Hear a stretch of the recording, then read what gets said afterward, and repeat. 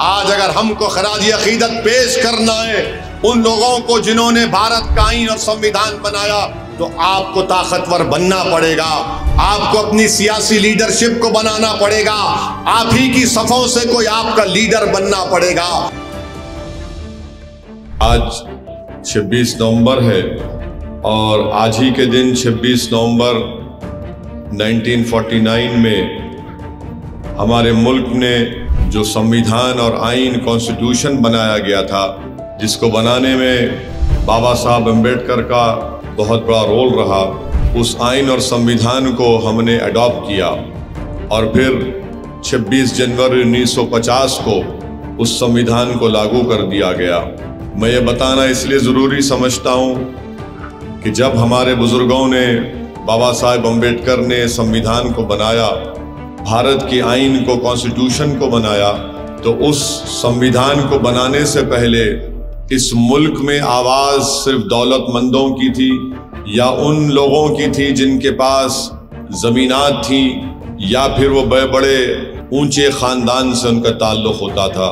मगर जब इस मुल्क को संविधान बन गया, उसका अडॉप्ट किया गया और फिर इसको लागू किया गया 26 जनवरी 1950 को, तो वही संविधान आपको और हमको इस बात की इजाज़त देता है कि हम भारत की जमहूरियत में अपने हक़ के लिए लड़ें, हम भारत की जमहूरियत को मजबूत करें चुनाव लड़कर। और अगर ये संविधान ना होता तो असदुद्दीन ओवैसी हैदराबाद से निकलकर गुजरात और अहमदाबाद में आपके इस इलाके में नहीं आ सकता था। मेरे अजीज दोस्तों और बुजुर्गों, फख्र करो अपने आप पर, और अगर कोई आकर आपको डराता है तो आपको डरने और घबराने की जरूरत नहीं है। भारत हमारा था, हमारा है और रहेगा। हमको कोई देशभक्ति के सर्टिफिकेट नरेंद्र मोदी, अमित शाह से लेने की जरूरत नहीं है। ये कोई नहीं था जब हम इस मुल्क के लिए लड़ रहे थे। संविधान बना तो बाबा साहब अम्बेडकर ने संविधान बनाया। अगर बाबा साहब नहीं होते तो संविधान नहीं बनता। यही बाबा साहब अम्बेडकर ने संविधान बनाया और कमजोरों से कहा, मजलूमों से कहा, दलितों से कहा, आदिवासियों से कहा, अल्पसंख्यक मुसलमानों से कहा कि मैं तो संविधान बना दिया हूं, अब तुमको इस संविधान को इस्तेमाल करके अपने मुकद्दर के फैसले करना पड़ेगा, तुमको ताकतवर बनना पड़ेगा।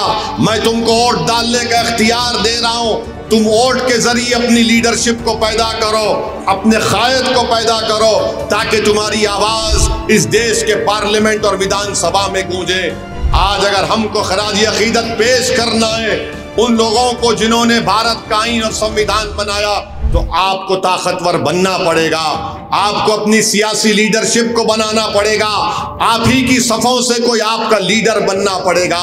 तभी जाकर हम मौलाना अबुल कलाम आज़ाद को खराज अकीदत पेश कर सकेंगे, तभी जाकर हम बाबा साहब अम्बेडकर को खराज अकीदत पेश कर सकेंगे।